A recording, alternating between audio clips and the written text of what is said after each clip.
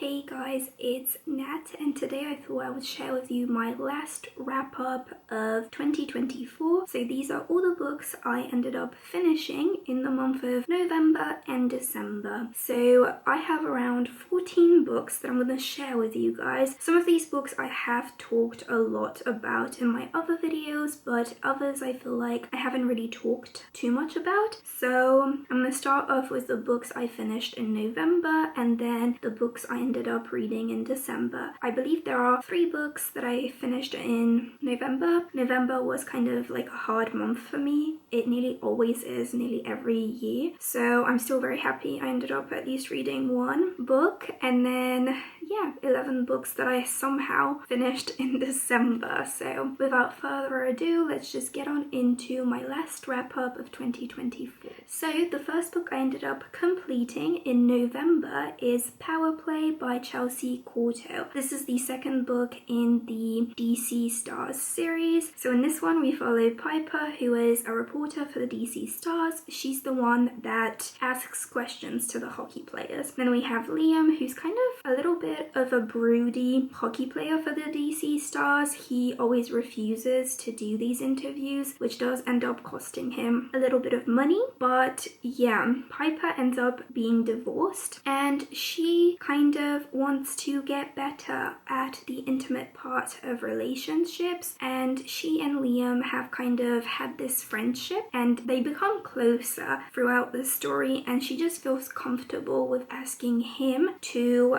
teach her how to be intimate and like how to be good in bed. This is kind of like a friends to lovers with a teach me trope in it. We also kind of have fake dating, fake marriage, accidental marriage, and there is a happily ever after at the end of the story. So you are guaranteed that. This book I ended up giving 3 out of 5 stars. I was looking forward to it so much because the first book in the DC Stars series, Face Off, I actually really enjoyed. It was well paced, characters were spot on, like the relationship was amazing, the plot was really good. But with this one, because it's kind of like a friends to lovers, we've already seen Liam and Piper kind of be friendly with each other in the previous book, and then her like asking Liam to teach her stuff. I have no problem with that. Like, for me that's fine, probably something I would do if I had a guy friend at this point. But this book didn't really need to be as long as it was. It was longer than the first book in the series, and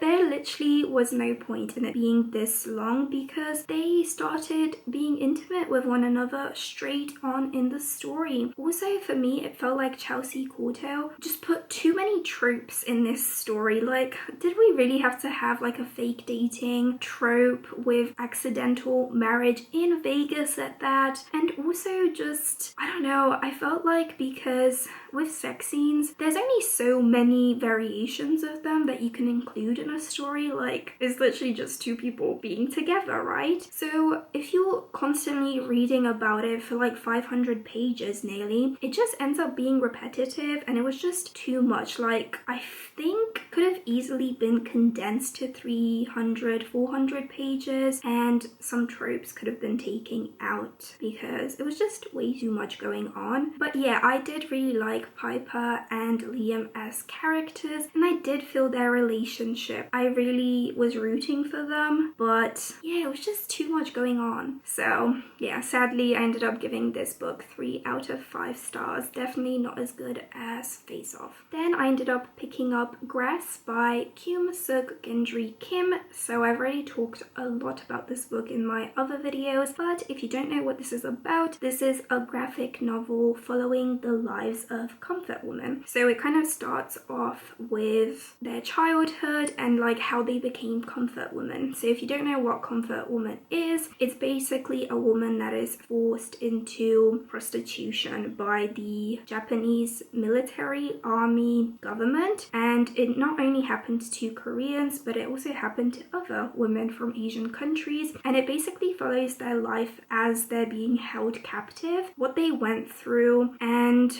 how they're treated later on in their life, even after the Korean War is over. This is a heartbreaking story, but it's very informative. So yeah, I highly recommend it if you want to see what victims in wars like went through, and if you want to just learn more about like Korean history and what the women in Korea went through, I highly recommend it. I actually have the physical book. You probably won't be able to see because I'll have the cover on here, but I have the book or the graphic novel here. I'm definitely keeping this in my collection as I see myself going back to this time and time again. Like, the artwork is just so, it feels like it's simplistic, but it's so powerful. Like, some of the pages, like, they'll have you in tears like they did me. So yeah, I really enjoyed this. So I gave it 5 out of 5 stars. Then the last book I ended up finishing in the month of November is Misery by Stephen King. So Misery was actually my first Stephen King book, and I'm so glad that I decided to start off my Stephen King journey with this one, because I gave it 4 out of 5 stars. I actually really enjoyed it, and I picked it up as an audio book. So in this one we have Paul Sheldon. He is an author of this well-known series, and I believe the protagonist of that series is a woman, and he just ends up kind of being sick of writing this series because it's such a hit and people just keep wanting more, that he decides to kill his main character. Then comes along Annie Wilkes, who is his biggest fan. She actually ends up kind of causing him to have a crash, like a car crash, and she kidnaps him, and she's like, you're not leaving until you give me a rewrite of the book in which you killed my favorite character, and you're gonna write it so I'm happy about it. And oh my god, why I recommend the audiobook so much is because the narrator did such a great job at showing how insane Annie is. Like, Stephen King really showed how some fans be mentally unstable, and just because they love someone's work so much that they can do this to someone. Like, it was insane. Yeah, this was very psychological, because like seeing Sheldon be scared of Annie, like I was scared of her and I wasn't even there physically. Definitely her bursts of anger and the narrator doing such a great job at portraying them, like I was petrified in my seat. But yeah, I can't wait to read more from Stephen King.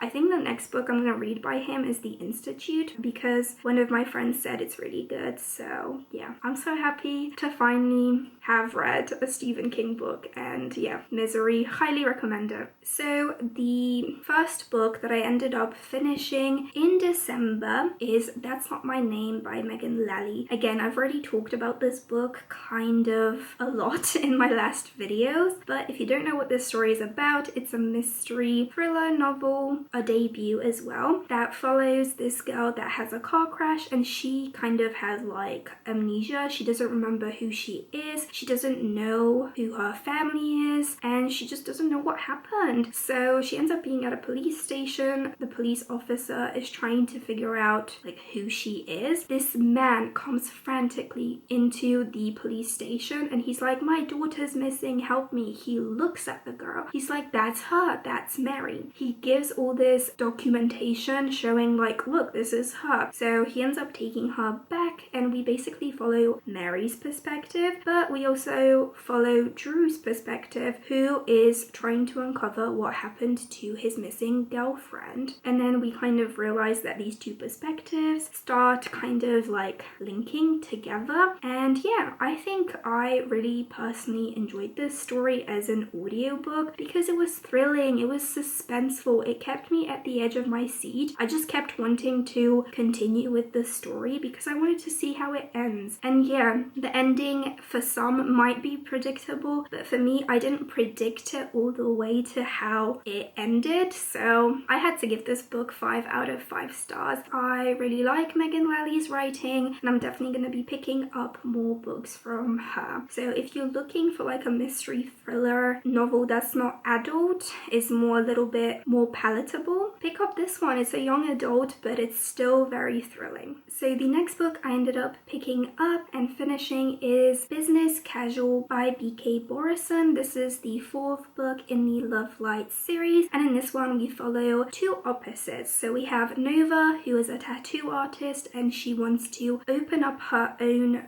tattoo shop in this town. And then we have Charlie, who is Stella's brother, so the main female protagonist in the first book of this series. Like, he keeps coming to this town because he just feels at home here. He's part of like the gossip of the town, so he knows what's always going on. And yeah, there's a wedding in this book at the beginning of the story, and Charlie and Nova kind of always had some chemistry, so they end up just having a steamy night of passion.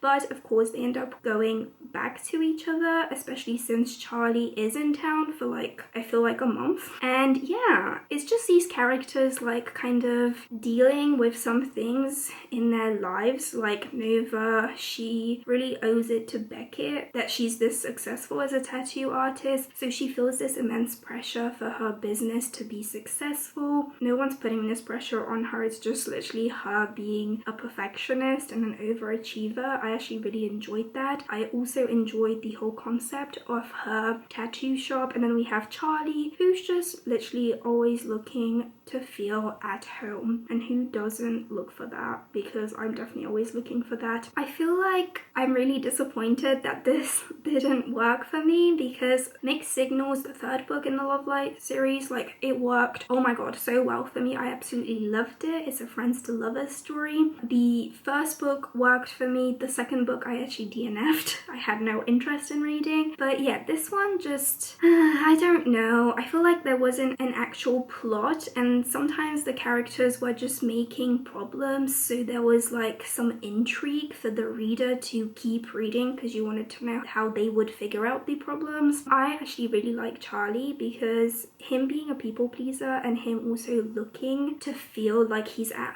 home somewhere, like he's looking for his people, like I really resonated with him. Everything that he was really going through, like I felt it. But I don't know, like the last 25% of the story I ended up skimming because I was just so bored. Maybe it was too long, or I feel like there could have been more to the plot. It just felt like kind of disappointing for me. Also, I will say something that I really despised in this book, it happened at the end of the story. People getting into relationships and getting their partner's names tattooed on their body just gives me the ick, and that part like really left a sour taste in my mouth. Like, I get it, Charlie can go and get any tattoo he wants. It would have just been nicer if he got like Nova's favorite flower or something, just not her name. What if you break up? I know in romance books usually they're endgame, but that part just decreased my enjoyment of the book like immensely. So yeah, sadly 3 out of 5 stars. Okay, then I ended up finishing finally my reread of Harry Potter and the Goblet of Fire by J.K. Rowling. So of course this is the 4th book in the Harry Potter series. I feel like I don't really need to say what happens. This is where spew becomes a thing. This is where the Triwizard Tournament happens. This is where we see Lord Voldemort again and Peter Pettigrew. And yeah, we hear more from Sirius, who I love. Yeah, a lot happened in this book. I actually really like the audiobooks because Stephen Fry narrates them and he's just amazing at narrating Harry Potter. I always like revisiting Harry Potter because they're just such fun stories to listen to when you're just feeling down or you're doing stuff and you just want to be back in a world that feels comforting. I will be picking up Order of the Phoenix one day. I don't know when, but I'm glad I finally finished my reread of this. Then I ended up reading Clothes Knit by Kels and Denise Stone. This is the 1st book in the Hastings series, and we follow Cameron, who is a football player. He comes from America, but he joined the Premier League, and he's literally just joining his 2nd team in the Premier League. So he does end up living in London through a majority of this story. And then we also follow Daphne, who is a knitting influencer, and she kind of is on this path of a yes year. So she's just trying trying to do things out of her comfort zone, and one of those things being a one-night stand with Cameron in San Francisco, and then moving to London and realizing that she's in kind of like this apartment block with all these football players, and Cameron is one of them. So this story mostly just deals with both Cameron and Daphne coming to terms with their mental health and trying to fix it, because Cameron has trouble trusting people because of what he went through with his first football team in the Premier League. So he has trouble trusting his new teammates, but he also kind of has trouble trusting Daphne because of his past of dating a influencer. And then Daphne is just dealing with her mental health struggles and the struggles that come with being an influencer. Just really enjoyed this. It makes me want to pick up knitting. I really liked how both of these like people that were a little bit damaged like came together and made everything better. Seeing Daphne like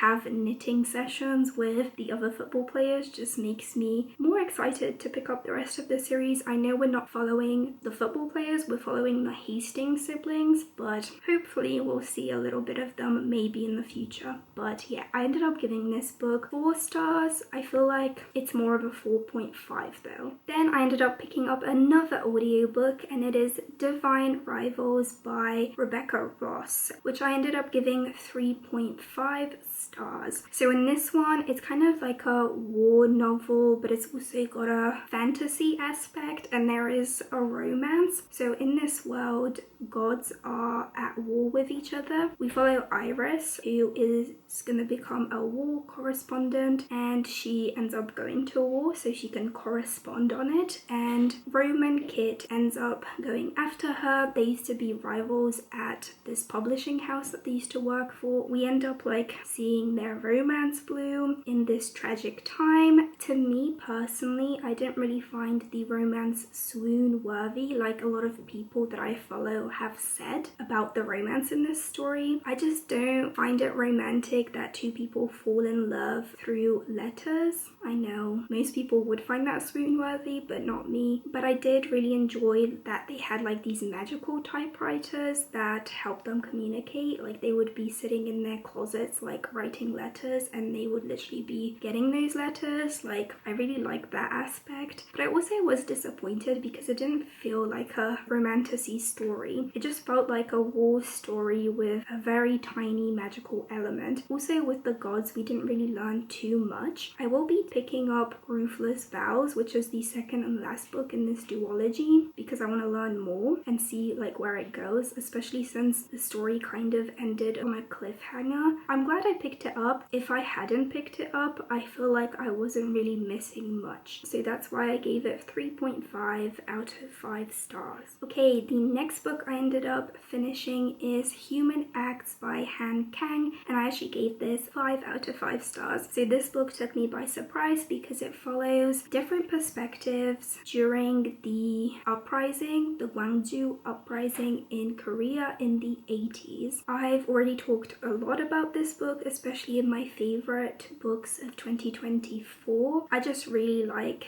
how Han Kang is able to tell these very impactful stories from very interesting perspectives. Like in this one, we had at first a boy who is dealing with the bodies that are coming through because the military is killing students that are trying to help with the uprising. Then we also follow like a dead body, an editor of a play. Like she's an editor for the person that's writing a play or a book, a prisoner. Like it was really interesting. So yeah, if you haven't picked up this book, I highly recommend it, because not only will you learn about history of South Korea, like you'll just see like how people deal with trauma and just, I don't know, humanity. I really like this book, so I highly recommend it. Then I picked up another audiobook, which is Gilded by Marissa Mayer, and I ended up giving this book 3 out of 5 stars. So in this one, we follow a poor miller's daughter who loves to spin tales, and she ends up spinning a tale to the wrong person. He is a dark king, and yeah, he ends up finding out that she told him a lie, and he makes her come every 4 minutes moon to try to spin straw into gold, because that is the tale that she told him. I kind of felt like this was a disappointing book. It is like 500 pages long and the audiobook was very long, but it just felt like I was reading the same thing over and over. I find a Rumpelstiltskin retelling very, very interesting, and also her falling in love with a poltergeist that helps her complete this impossible task. Like, very, very interesting. But I heard kind of bad things about the sequel to this book. Everyone just said it was kind of bland and not a lot happened, so I don't think I'm gonna be picking up the second and last book, just because like the length and the pacing was off for me in this one, and I don't really care about what happens to the characters. So yeah,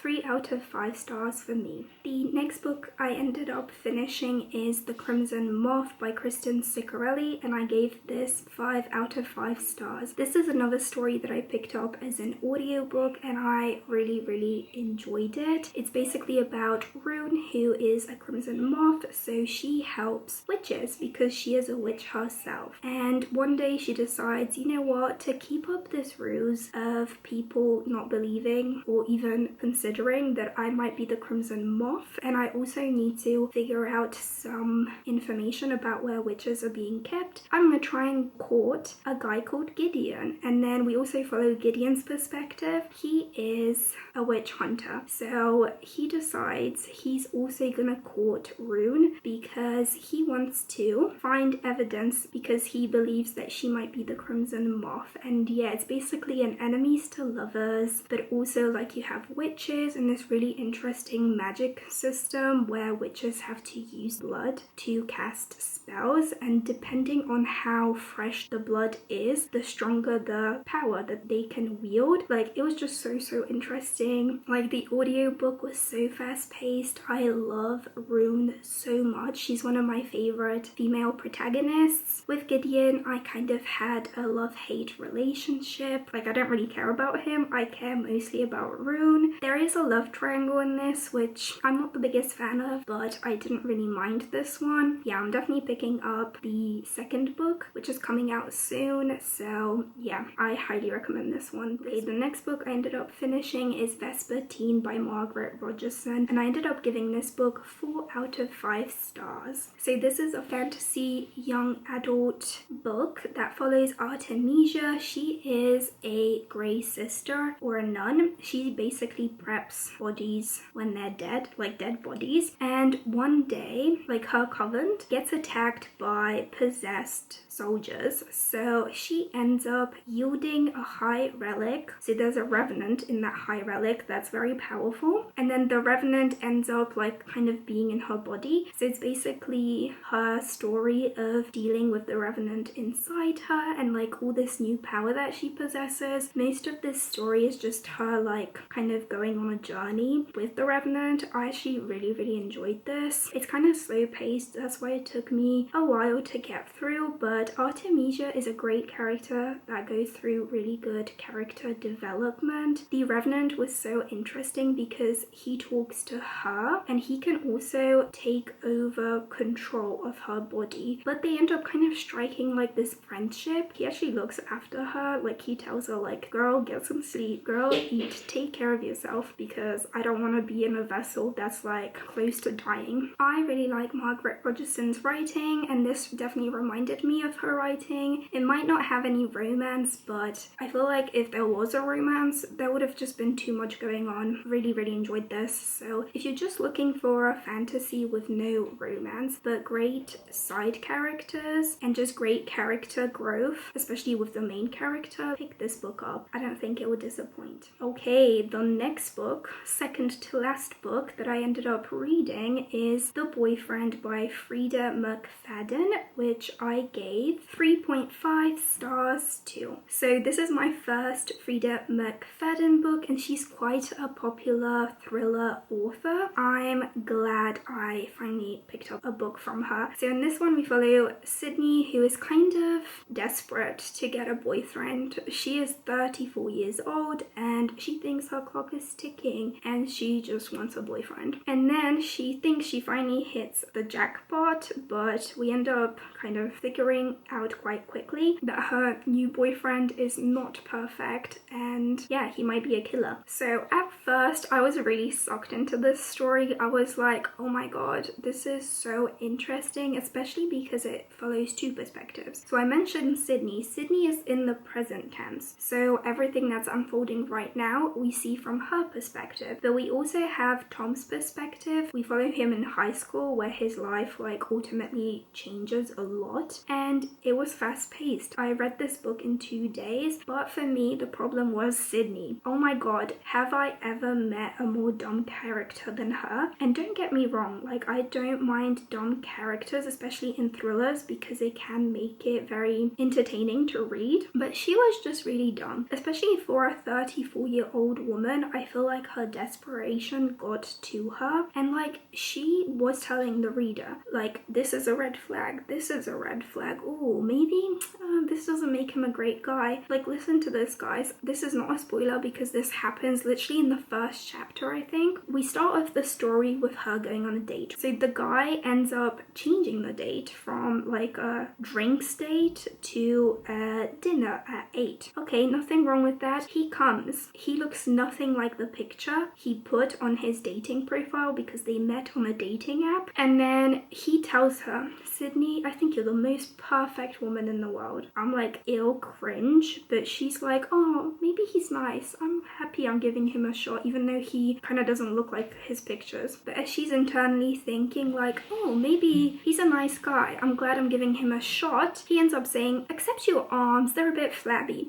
I would have left. She stays at this date. I'm like, what the hell? And then she already gets a bad vibe from this guy, because this is constantly the first guy. Fake Kevin, real Kevin, I don't know what his name is. And she lets him walk her home, yeah, to a fake location, but what in the world? And that's how she meets Tom. Like he kind of rescues her, but oh my god, like I'm sorry. Also the ending of this story, it was not satisfying at all, and that's all I'm gonna say. I'm glad I'm finally read a book by Frida McFadden, and I will be picking up The Housemaid, which I believe is her more popular book. But yeah, this one was just kind of disappointing, and I'm kind of sad because it had a good premise. So yeah, 3.5 out of 5 stars from me. And then the last book I ended up picking up is another audiobook, so I did end up getting through a lot of books because of audiobooks. Thank you, whoever made audiobooks. And it is Fable by Adrienne Young. This book I ended up giving 2.5 out of 5 stars. So in this one we follow Fable, who ends up kind of escaping this island that her dad dropped her off when she was younger. I believe she's 18, maybe 19. Oh, she's 17. So actually, I don't really know how to describe this story, so let me read you what it says. So it says, for 17-year-old Fable, the daughter of the most powerful trader in the Narrows, the sea is the only home she has ever known. It's been 4 years since the night she watched her mother drown during an unforgiving storm. The next day, her father abandoned her on a legendary island filled with thieves and little food. To survive, she must keep to herself and learn to trust no one and rely on the unique skill her mother taught her. The only thing that keeps her going is the goal of getting off the island, finding her father, and demanding her rightful place beside him and his crew. To do so, Fable enlists the help of a young trader named West to get her off the island and across the Narrows to her father. And then yeah, there's also a lot of that she has to deal with her father's rivals, and this is kind of like